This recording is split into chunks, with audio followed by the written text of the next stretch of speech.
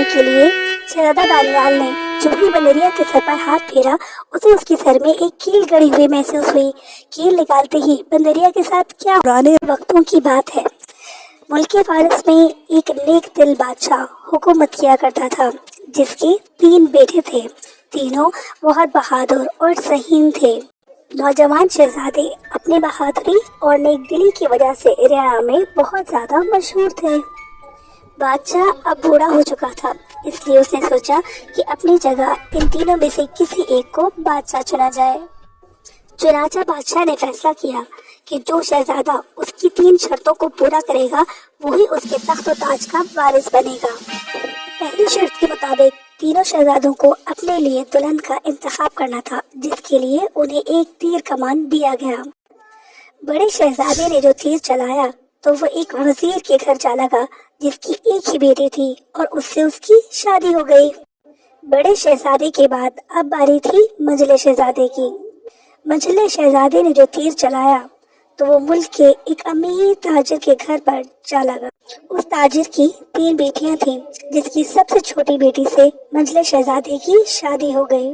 दोनों बड़े शहजादों की शर्त के मुताबिक बहुत ही अच्छे घरानों में शादी हो गई। अब बारी थी सबसे छोटे शहजादे की। शहजादे दानियाल ने जो तीर चलाया तो वो जंगल में लगे एक बड़े से दरख्त की शाख पे जा लगा।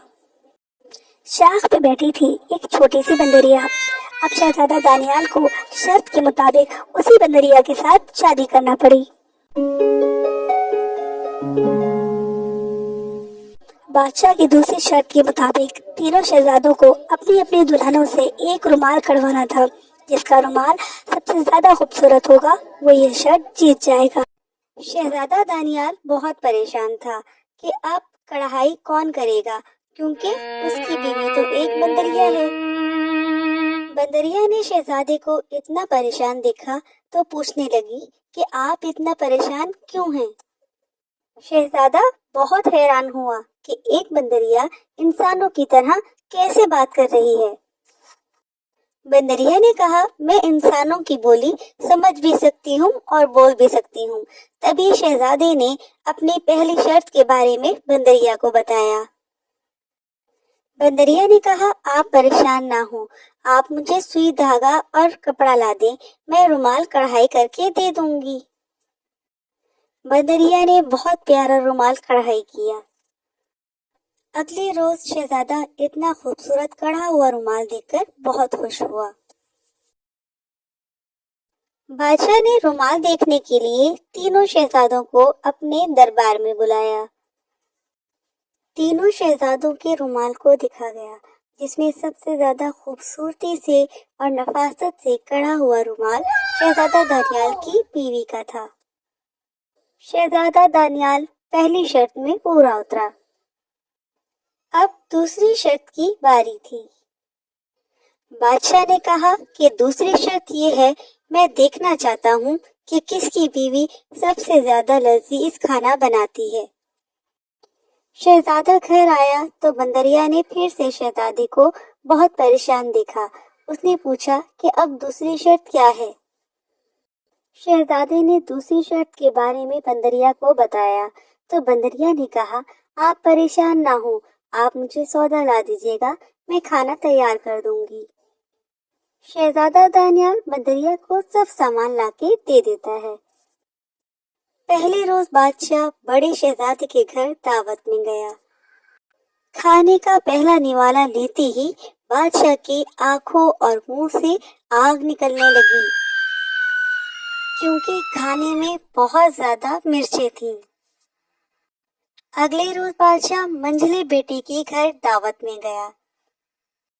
बादशाह ने डरते डरते खाने का निवाला लिया तो खाना बिल्कुल बदजायका था, ना मिर्च थी ना नमक था।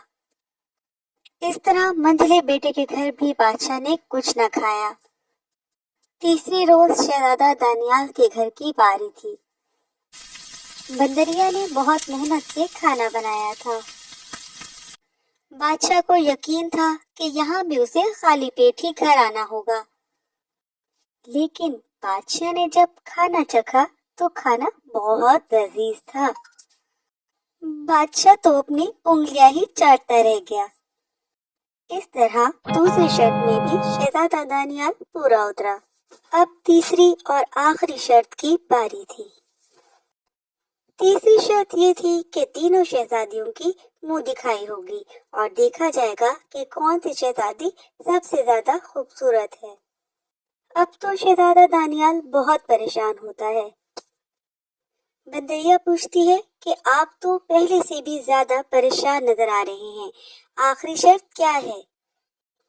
شہزادہ دانیال بتاتا ہے کہ آخری شرط میں بادشاہ تینوں شہزادیوں کی منہ دکھائی کرنا چاہتے ہیں۔